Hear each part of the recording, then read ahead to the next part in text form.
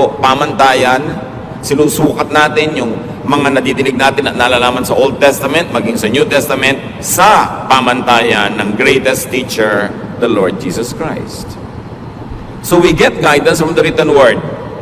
Dapat daladala mo ang Biblia mo, sa ulado mo, nasa computer mo, at para nananariwa sa iyong alaala ang mga principles, teachings, commands, promises, and the stories in the Bible, models of whom we should follow, models that we should not follow. At pagbuo ang ating pagkakaunawa dito, malaki na ang pagkakataon na tama ang magiging desisyon natin. Alam natin kung sinong hindi dapat tularan, sinong dapat tularan. Alam natin kung ano ang mga pamantayan na ibinigay sa atin. Napakahalaga nung nakasulat. At dahil nakasulat, hindi na napapalitan, kaya hindi pa bago-bago. Pwedeng asahan. Bukod dyan, you get guidance from the spiritual scriptures. Bansag ko lang yon na spiritual scripture. Ibig sabihin, yung salita ng Diyos, utos ng Diyos na hindi nakasulat. Like revelation by the Spirit. Guidance, ideas in the realm of thought. Pwede ka magbukas ng pahina ng Biblia para humanap ng guidance. At pwede din ipikit mo ang iyong mata, patahimikin mo ang iyong puso, magbulay-bulay ka, at marinig mo yung munting tinig ng Diyos na kumakausap sa iyong espiritu. Acts 8:29, the Spirit told Philip, go to the chariot and stay near it. In other words, hindi naman si Philip ang nag-isip na pupunta siya doon sa taong ito na nakasakay sa isang karwahe para niya turuan ang salita ng Diyos. Ang Espiritu ng Diyos ang nag-udyok sa kanya. Kung paano niya ito natinig? Sound waves ba to? Thought waves ba? Hindi sinabi sa atin. Pero, nakuha niya yung mensahe at sinunod niya. So, these so-called spiritual scriptures are not written, but they could be given in conscious thought. Paggising ka, mulat o nag-iisip, they come in inspiration, realization, enlightenment, kaliwanagan. Ibang iniisip-isip mo, binubulay-bulay, tapos biglang nalaman mo. Biglang nagagap mo, kuha mo yung ideya, kaiisip mo. Conscious. Acts 13:4, the two of them, sent on their way by the Holy Spirit, went down to Seleucia and sailed from there to Cyprus. So maaaring gusto mong pumunta doon pero nakasara ang pinto. Gusto mong gawin yon pero hindi pwede. Napag-isip-isip mo, ayaw ipagawa sa akin ng Diyos. So sa pag-iisip, sa pagbubulay-bulay, sa pananalangin, nahahayag sa iyo ang kalooban na hindi naman nakasulat sa Biblia. Kasi alam nga namang lahat ng gagawin mo, hanapan mo ng nakasulat. Ano kayang iluluto kong putahe ngayon? Anong kulay ang isusuot kong damit bukas? Sinong pakakasalan ko? Bibili ba ako ng bahay o hindi? Anong negosyo ang maganda? Wala ka naman makikita ng exact verse na para sa iyo. Pwedeng may mga verses sa written scripture na general na pwede mong paghanguan ng specific application sa buhay mo. Pero you are already taking the license to apply it to your life. Ngayon, meron namang mga revelation na dumarating sa iyo sa pamamagitan ng paghahayag ng Espiritu. Habang gising ka, at pwede rin kung tulog, because a spiritual guidance could be given in a dream. Merong napapanaginipan nila ang sagot sa kanilang tanong. Pero siyempre, maiingat tayo dahil hindi mo naman alam kung aling panaginip ang dahil lang kulang ka sa paligo. Alin ang dahil mang marami kang inaalala tuloy hanggang sa pagtulog mo, sumisiksik sa utak mo at sa panaginip, at alin ang galing sa tinig ng Diyos. Pero, yes, napakaraming instances na ginamit ng Diyos ang panaginip sa pagbibigay ng guidance sa mga tao. Acts 11:12, the Spirit told me, Peter speaking, to have no hesitation about going with them. At sa panaginip niya nakuha yung sagot. Kasama siyempre sa spiritual scriptures ang discernment, pakiramdam. Yung wala kang basihan na conscious, na intellectual reason, pero nararamdaman mo. So may pakiramdam, kaya dapat ang tao marunong makiramdam. How else do you make decisions? Get guidance from what we call the practical scriptures. Meaning, practice, action. What happens? Yung mga nagaganap. Tuwing aalis ka, lagi nalang umuulan, parang ayaw kang paalisin, makakaramdam ka. Tuwing meron kang gustong gawin, parang may humahadlang sa'yo, kailangan lamang maisip mo, sino bang humahadlang sa akin? Ang Diyos ba o si Satanas? Tuwing gusto mo magturo ng Bible, laging sumasakit ang ulo mo, pero sa ibang araw, hindi sumasakit ang ulo mo. So, baka si Satanas yan, kasi ayaw kanya maging teacher. O baka may life habit ka na tuwing oras ng pagba-Bible study, doon ka talaga sumasakit ang ulo dahil may iniinom ka palang gamot o meron ka palang kulang sa tulog the day before. You've got to look at all those. Yung practical reasons, spiritual reasons, and scriptural reasons, titimplahin mo ngayon para makagawa ka ng desisyon. But when we say practical scriptures, we mean supernatural direction or intervention. Yung malinaw na yung nagaganap sa paligid mo, in practice, in action, ayun ang kalooban ng Diyos para sa'yo. 1 Kings 17, 2-4. Then the word of the Lord came to Elijah. Leave here, turn eastward, and hide in the Kerith ravine, east of the Jordan. You will drink from the brook, and I have directed the ravens to supply you with food there. So, paano naman nadinig ni Elijah yung boses? Hindi sinabi sa atin kung voice waves o thought waves. Pero ang mahalaga, mayroong supernatural intervention. Tagtuyot, pero doon may bukal na may lumalabas sa tubig. So, malalaman nung, dito nga ako gustong patirahin ng Diyos ngayon kasi may tubig. Tapos, wala namang pagkain doon, nasa gitna ng kawalan. Pero may mga uwak, mga ibong mandaragit, magnanakaw ng mga pagkain ng may pagkain, hindi ang dagit-dagit nila. Pero itong mga ito ang nagsusupply kay Elijah ng pagkain. Dumadating sila, may dadalang pagkain. Can you imagine itong ibon, hindi niya kinakain yung pagkain. Nandun na sa kanyang tuka. At iiwan pa niya para sa propeta. So alam mo, this is a supernatural intervention. Dahil hindi naman natural na nangyayari ang ganitong mga bagay. So clear, ito ang gusto ng Diyos. Plus, i-refer mo pa sa written scripture na ang ginagawa naman ni Elijah tama, ayon sa nakasulat na kalooban ng Diyos. Therefore, you can assume that what is happening is really God's will. Then where else do we get guidance? We get guidance from the common scriptures. Yung mga karaniwan, hindi himala, hindi revelation, hindi panaginip, hindi nakasulat sa Bible, what we call natural scripture. Like knowledge. May knowledge ka naman eh. Sabi, Pastor, ano po bang gagawin ko? A, B, o C? Isipin mo, mag-isip ka sa palagi mo, anong pinakamabuting gawin? Nung inisip-isip ko po, B. Pwede yun ang gawin mo, kaya ka nga may isip. Lalong-lalo kung hindi mo mahanapan ng scripture na ilalapat, na written scripture. Hindi ka pinapapanaginip, walang spiritual scripture. Wala ring practical scripture kasi hindi naman nanghihimasok ang Diyos sa mga nangyayari sa buhay mo araw-araw para malaman mo talaga kung sa Kanya gusto pumunta. So anong gagamitin mo? Mag-iisip ka. Use knowledge, common sense, and also your conscience. How does it feel sa espiritu mo at sa puso? Dahil lahat ng yan ay galing din sa Diyos. Yung knowledge, common sense, conscience, galing sa Diyos. Pero, pwede rin niyang mabaluktot, madaya ng ating kaaway na spiritual. Kaya hindi lang basta konsyensya ang pinapakinggan. Ito ba'y konsyensyang nakababad sa salita ng Diyos? Konsyensyang masunurin sa kalooban ng Diyos. Therefore, ito'y konsyensyang magiging sensitibo sa mali at sa tama. Kasi hindi siya gasgas.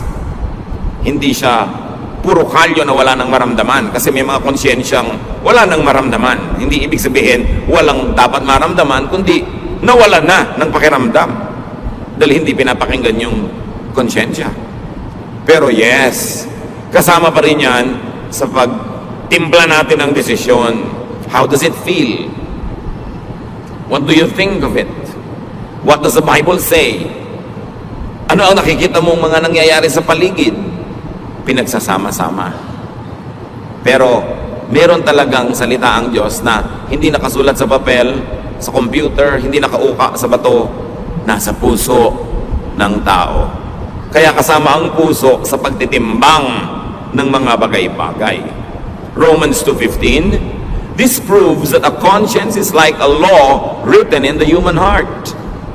And it will show whether we are forgiven or condemned. So yun daw budhi, yung bait, yung konsyensya, ay tulad din ng batas ng Diyos na sa puso naman isinulat. So kasama rin yon. Ano ang sinasabi ng aking puso? Ano ang sinasabi ng nakasulat na verses? Ano ang sinasabi ng mga pangyayari sa paligid? Ano ang sinasabi ng aking mga panaginip? Ano ang sinasabi ng karunungan ng mga tao na kapaligid sa akin, lalo ng mga makadiyos na tagapayo? Pinaglalakip-lakip natin yan bago tayo gumawa ng mahalagang desisyon.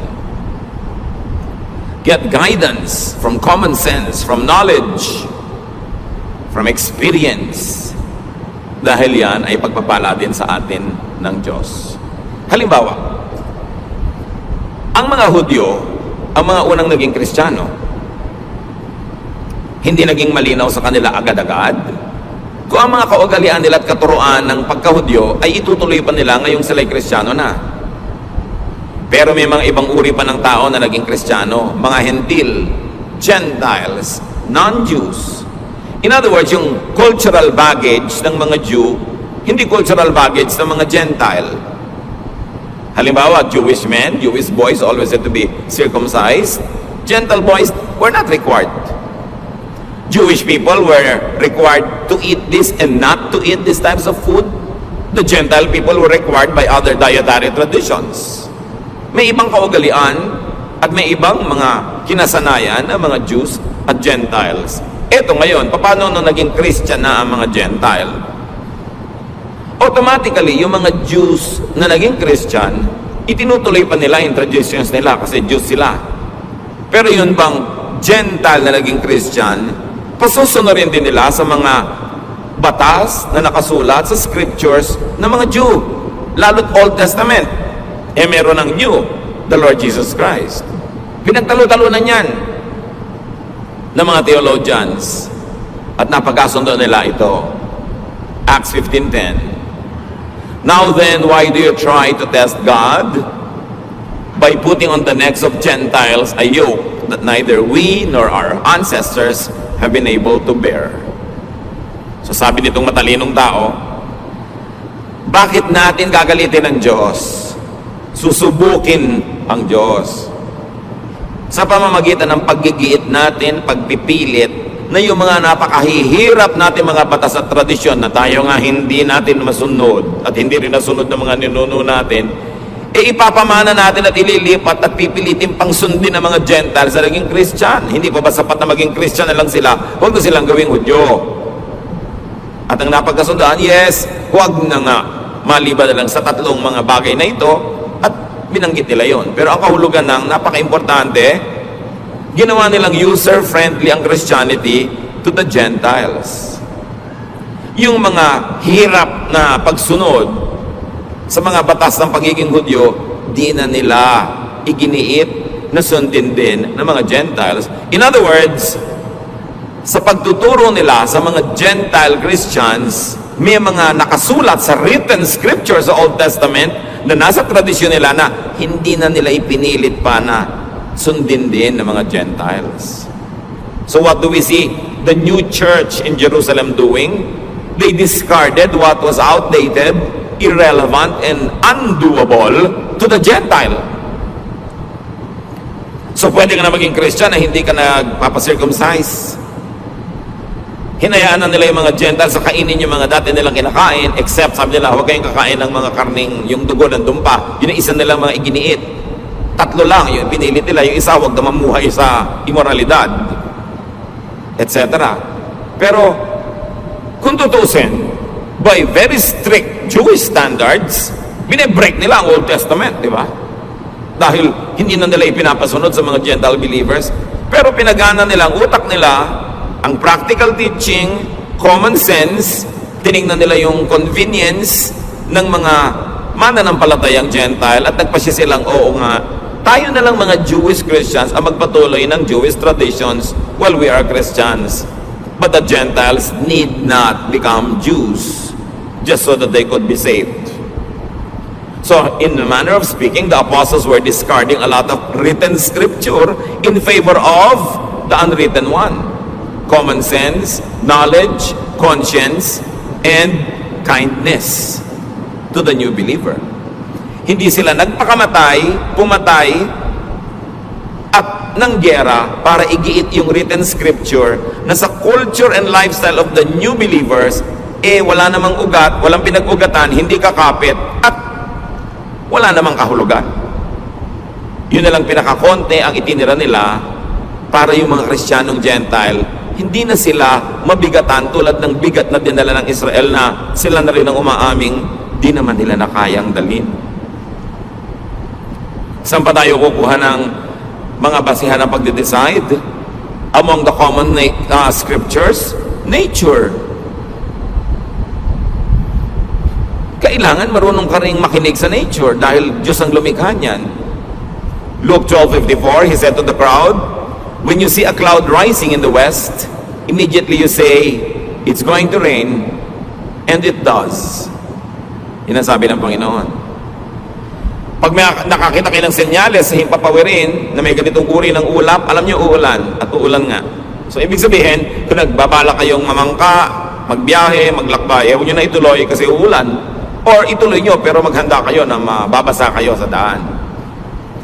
So, Pastor, ikakasal po ako, gusto ko maging June bride. Gusto ko po garden wedding. Iha, tag-ulan. Ano ba ang trahe de boda mo? Kapote? Hindi po, yung may mahabang-mahaba pang ang buntot. Kakalad ka rin may putik dahil gusto mo garden.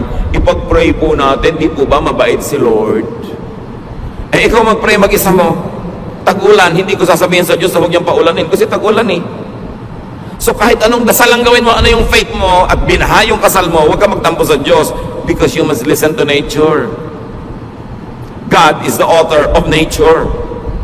Kahit ka pastor, kahit ka banal, sumakay ka sa barkong sira, lumubog, mamamatay ka. Hindi na dadaan sa kabanalan yung lulutang ka sa tubig. Dahil sabi ng gravity at ng law of buoyancy, lulubog ka. When your weight is greater than the weight of the water that your body displaces. So, lulubog ka. You've got to respect nature. Huwag mong daanin sa dasal.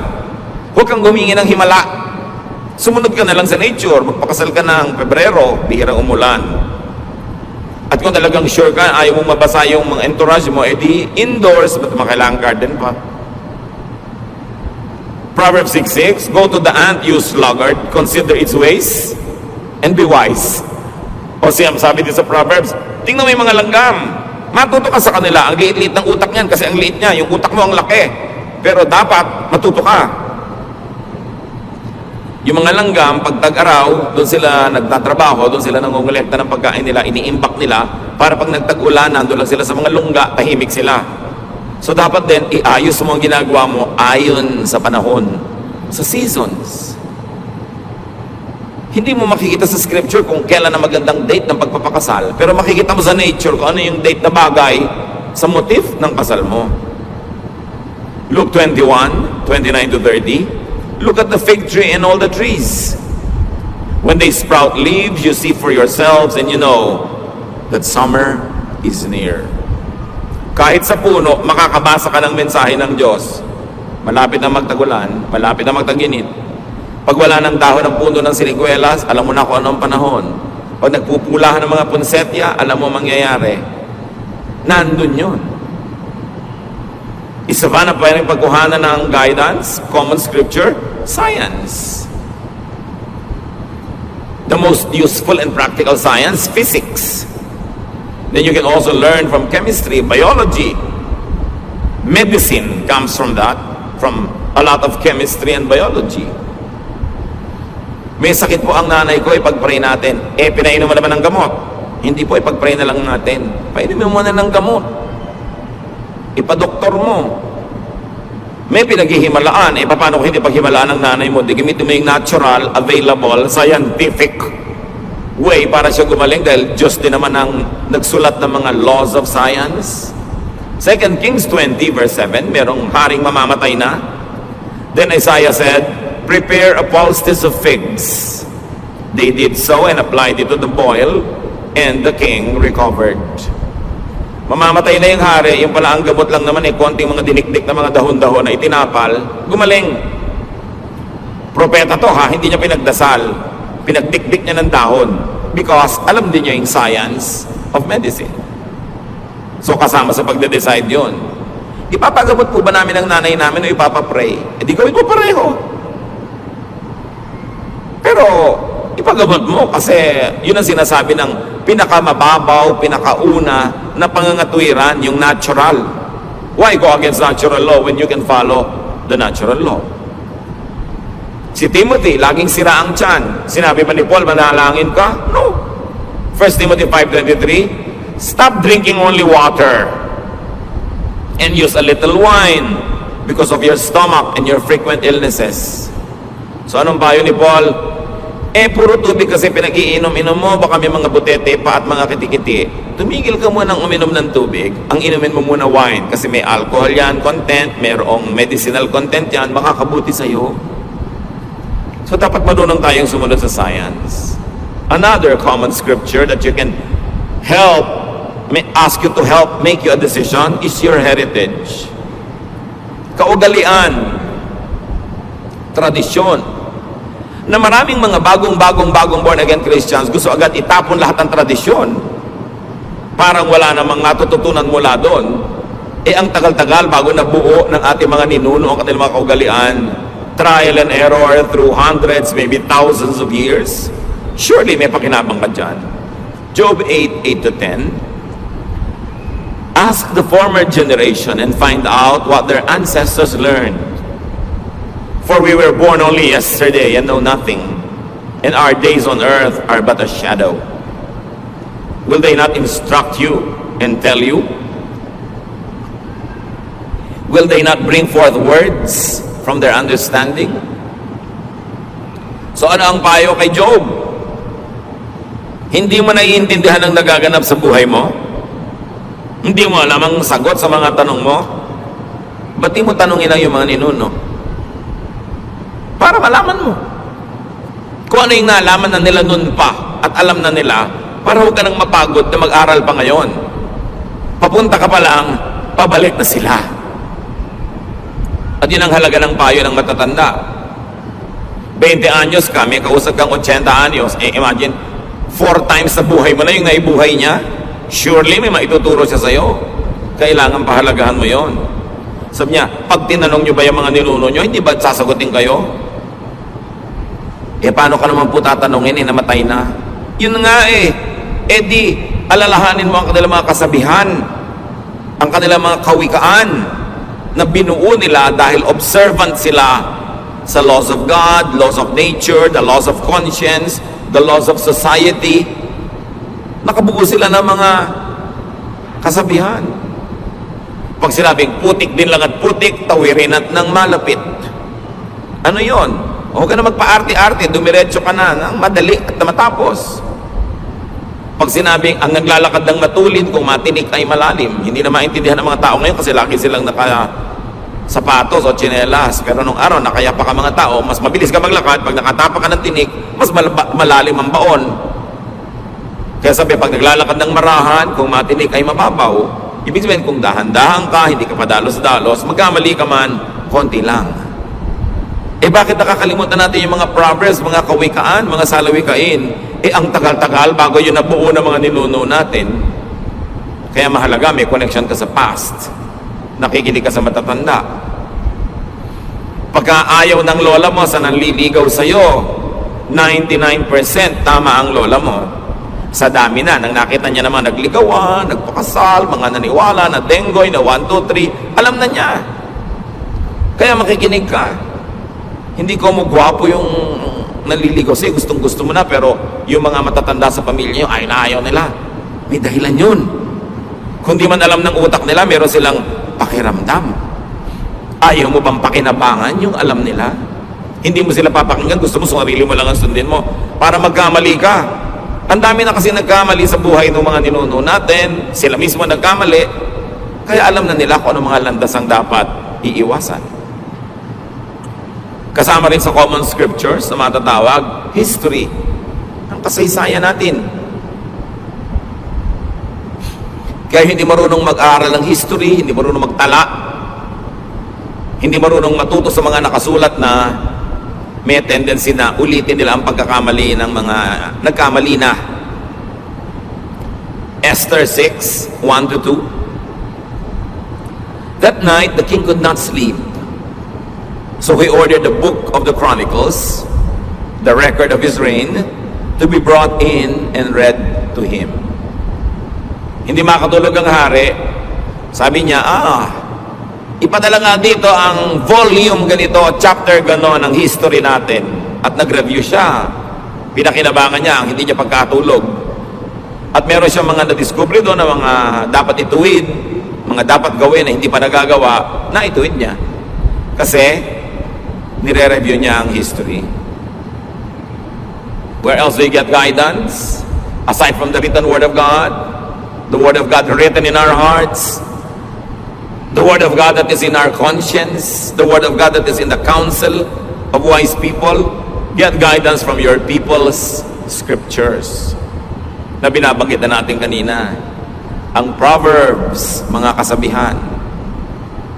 Sa Bible, nandiyan ang Proverbs sa mga Jews. Proverbs sa mga ninuno nila. Meron din tayong Proverbs. At hindi masama, hindi labag sa kalooban ng Diyos na pakinggan din natin ang ating mga Proverbs.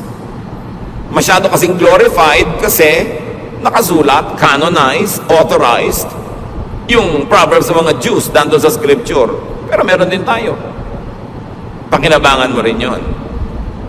Yung mga tradisyon, values of your people, the collective consciousness of a nation should be available to you when you need counsel. Anong ginawa ni Solomon? Dahil matalino siya, Ecclesiastes 12, 9-10, not only was the teacher wise, but he also imparted knowledge to the people. He pondered and searched out and set in order many proverbs. The teacher searched to find just the right words, and what he wrote was upright and true. So bukod sa matalino si Solomon na lumikha siya ng mga salawikain niya, sinaliksik niya ang mga salawikain ng kanyang bayan. Kinolekta niya ang mga kasabihan ng matatalinong tao, ng mga matatalinong matatanda sa kanyang bansa. At nire-write, inedit, inayos. At yun ngayon ang nababasa natin na Book of Proverbs. Kasi kinolekta niya. Kayo, kinukolekta nyo ba mga sinasabi ng lola nyo? O pinagtatawanan nyo?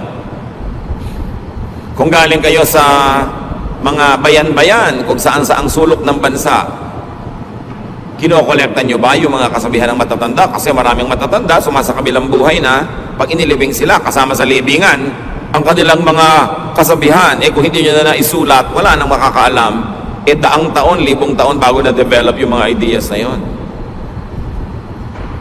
Alam nyo yung latik na inilalagay sa suman at sa bibingka, yung napakasarap na mga butil-butil na mga inilalagay sa ibabaw ng kakanin. Siguro sa isang dakot na latik, kailangan mo mga 10 nyog para mo gatain. At yung gata, lulutuin mo, ang matitira lang, yung latik na yon. Ganun ang mga kasabihan. Sa konting kasabihan, ang daming karunungan, pag-iisip, pagbubulay-bulay, trial and error ang nasangkot bago nabuo ang mga kasabihan. Tapos mawawala lang dahil namatay yung matatanda. Dapat ingatan. Dapat buuin. Your people's scriptures include living treasures, our elders. Makinig ka sa magulang, sa lola, sa mga tiya. Kahit ayaw mo nung sinasabi nila, pakinggan mo, pag-isipan mo, dahil lalo't ka mag-anak kanila, mahal kanila sa buhay, magpapayo pa sa iyo yan ang ikasasama mo. Alam nga naman sabi ng matatanda sa meeting, halika, payuhan natin yung pamangkin natin ng ikasasama ng buhay niya para magkawasak-wasak siya. Meron kayang ganun? Dapat mo pakinggan. Proverbs 1, 8-9, listen, my son, to your father's instruction, and do not forsake your mother's teaching. They are a garland to graze your head and a chain to adorn your neck. So ang image dito, mga athletes na nananalo sa mga timpalak, mga manunula, mga namamalagtas, mga tumatakbo, mga kumakarera, na kung nanalo, binibigyan ng bulaklak, inilalagay sa kanilang ulo, mga dahon-dahon, tulad na nasa ulo ng mga makata, o mga bulaklak, o mga medalyang isinasabit sa kanilang leeg. Sabi dito, yan ang halaga ng payo ng magulang.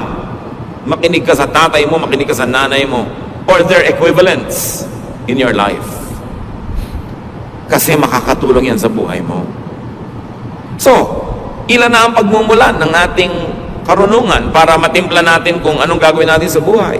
The written scriptures, the spiritual scriptures, that's in your heart, your conscience, your knowledge, natural knowledge, sciences, discernment, mga kasabihan, ipapanalangin mo pa, tapos may gagawin ka pa.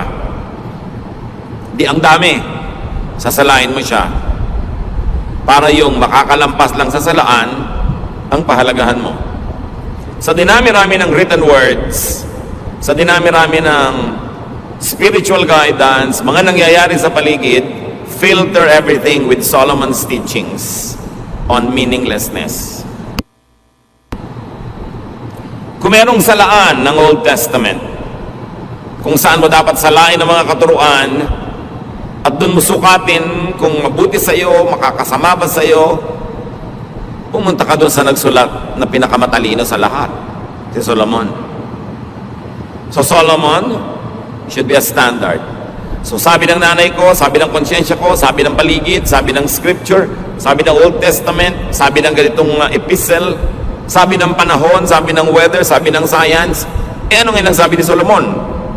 Susukatin mo doon.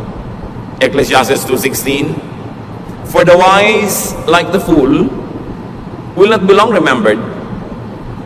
The days have already come when both have been forgotten. Like the fool, the wise too must die. So nagkakamatayan din lahat ng tao, matalino't hindi. So sabi ni Solomon, anong mahalaga sa buhay? Ecclesiastes 3:12, I know that the best thing we can do is to always enjoy life. So ito sabi ng panaginip mo, ito sabi ng verse, ito sabi ng matatanda. Ngayon, ang ending is, sabi mo, nakaka-enjoy ba sa buhay itong gagawin kong desisyon? Kasi sabi ni Solomon na pinagkalooban ng Diyos ang pinakamataas na talino, dapat enjoy ka. Nagpakabayani ka, nagtanim ka, hindi ka nagtanim, nagpakatalino ka, hindi ka nagpakatalino, mamamatay din kayo lahat. Sabi ni Solomon, pare-pareho lang kayo mabubulok. Therefore, pahalagahan mo ang buhay. Dapat mahalaga bawat sandali, mahalaga bawat yugto, at dapat nag-e-enjoy ka sa ginagawa mo. Okay, tutulong ka kay ABC. Sino naman ang pinaka-enjoy ka? Si B. Hindi na tulungan mo kasi hindi man pwedeng tulungan lahat sabay-sabay. So kasali ka rin. Dapat meron ka enjoyment. So itatanong mo sa buhay mo, enjoyable ba? Okay, balik tayo kay June Bride. December pa lang, pinaplano niya yung June wedding. Pero tag-ulan, tag-bagyo, itatanong mo na sa sarili mo, mag-i-enjoy ba ako mula Enero hanggang Mayo na isip kung baka bumagyo sa wedding day ko? Anong obvious answer? Hindi ka mag-i-enjoy kasi mag-aalala ka. Therefore, wag na lang June. Nakakuha ka ng payo, sinala mo kay Solomon. Okay, ang gwapo-gwapo nito nanliligaw sa akin pero ubod ng tamad.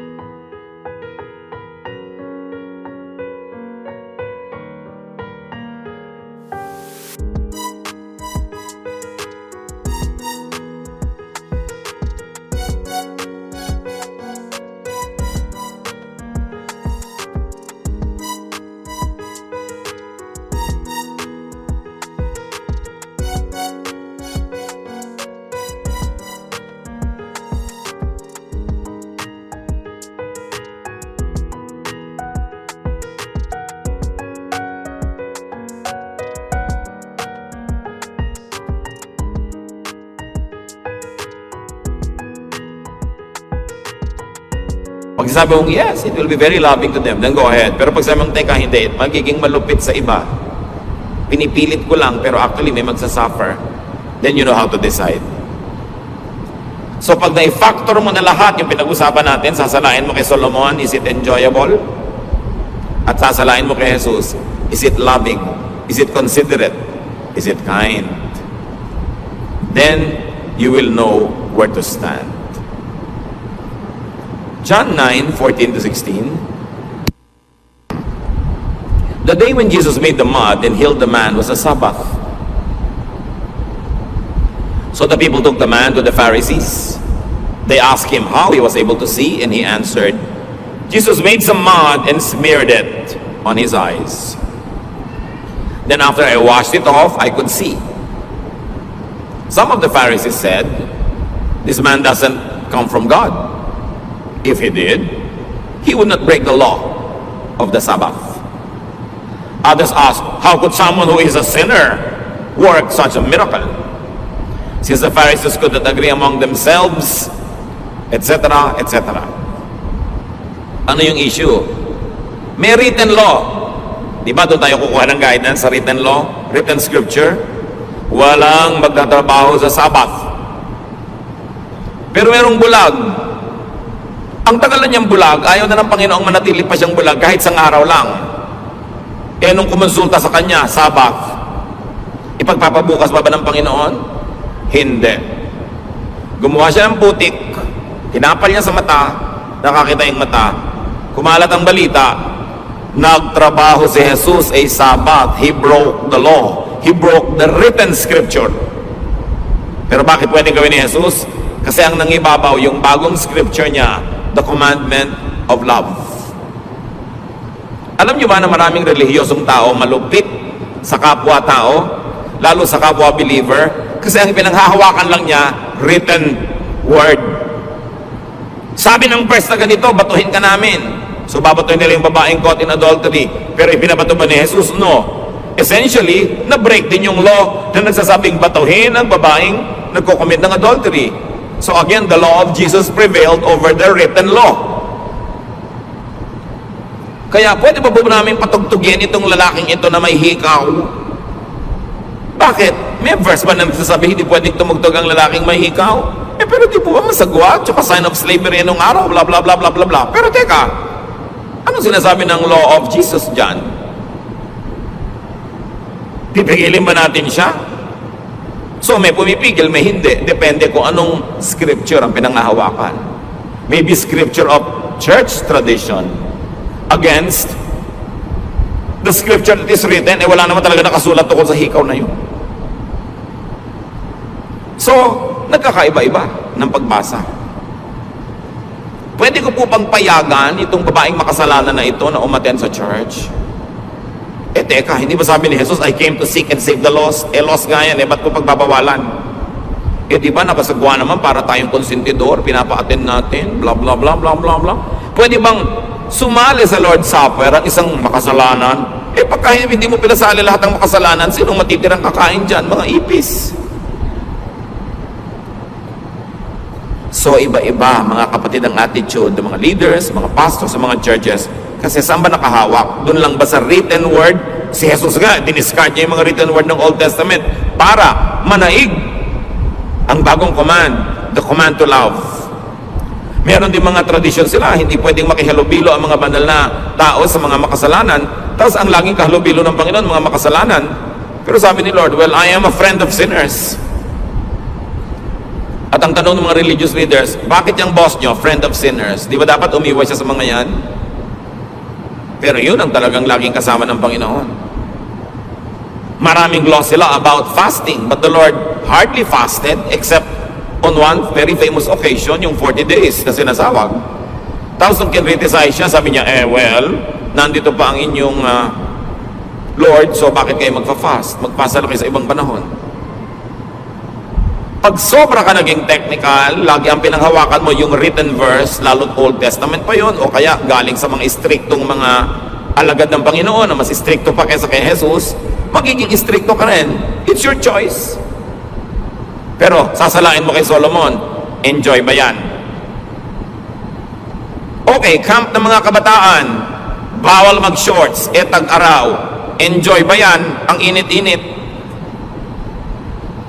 Magsuswimming ang mga young people sa beach, dapat nakapantalon, tapos papatungan mo pa ng palda, tapos naka-long sleeve ka pa, at magkakapote ka pa, para walang makitang bahagi ng katawan mo. Hindi sa bahay ka nalang maligo.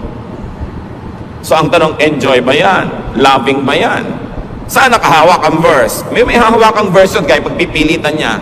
Pero doon ka lang ba talaga kumukuha? Samantalang si Jesus, si Solomon, nagsabi na mag-adjust kayo. Sinasabi, makinig kayo sa payo na inyong mga magulang. Lahat ba ng payo ng magulang nyo? Verse? Dahil kumukuha sila doon sa unwritten verse. Common sense, experience, tradisyon. Si Solomon, nang walekta ng mga salawikay ng mga matatanda. Yung mga salawikay ng bayan niya, galing sa bibig ng Diyos, written word ba yun? No. But it came from wisdom, and wisdom comes from God. Therefore, it becomes useful. So you must contextualize. Hindi ko mo may verse, bulag mo nang i-apply sa buhay ng iba. Samantalang, yung sumulat at yung sinulatan, sila yung nag-uusap no, nakikibasa ka lang ngayon, ikaw ba yung kausap para i-apply mo agad sa buhay mo? Siyempre, pwedeng i-apply yan, generally speaking, kaya nga merong saysay at may halaga sa atin. Pero kadita-detalyehan, kalit-liitan ng sabi ni disciple na ganito, kay babaeng ganon, ikaw ba yung kausap? Kailangan ka bang sumangkot sa usapan na yon at yung buhay mo mawala ng enjoyment o mawala ng love? Kaya mahalaga sinasala kay Solomon at kay Jesus. Get what Scripture meant to and for the original recipients. Maraming utos sa Biblia, may kausap. Sabi ng Diyos kay Noah, gumawa ka ng sasakyang dagat. Siyang kausap, hindi ikaw. May sinabi si Paul sa mga babae sa Corinth, di sundin nila, sila yung kausap. Pero ikaw ba yung babaeng tinutukoy niya? Ikaw ba yung pinagbebelo? Ikaw ba yung pinapagalitan niya? Eh kung hindi naman ikaw, ba't ka sasali sa usapan? So mahal.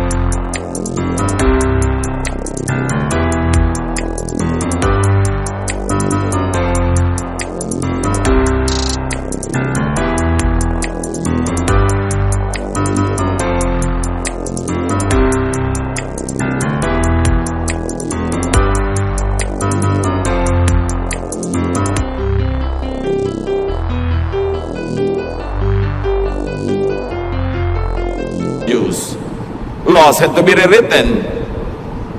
Ganon din sa buhay natin bilang mga mananampalataya. Hindi laging dapat mong ikulong ang sarili mo doon lang sa sabi ng verse. Kasi maraming mga pagkakataon ngayon na hindi naman na-anticipate at hindi kasali sa naging usapan ng mga nasa verses. Kaya tayo may common sense, may loving sense, at merong sense of enjoyment of life. Put all of this together, pray about it, and you will be in a better position to make decisions. Ama namin sa langit, salamat dahil involved kayo sa buhay namin. Ayaw nyo kami magkamali, although hindi nyo naman laging diretsahang kinakausap. So turuan nyo kami na magbase ng karunungan at mga desisyon sa iba't ibang mga pinagkukunan ng karunungan, pangunahin na yung nakasulat na scripture. But teach us also to consider and listen to the unwritten word, that which is written in our hearts, that which you give through dreams, yung nararamdaman namin at nadidiscern, yung sinasabi ng marurunong, yung idinidikta ng pagkakataon at pangangailangan, lahat ito i-consider namin, Panginoon, para kami maging marunong, mabuti, mabait sa aming kapwa. Sa ilang saglit pa ng katahimikan, pagbulay-bulayan natin ito mga kapatid. Mahalaga to make godly decisions.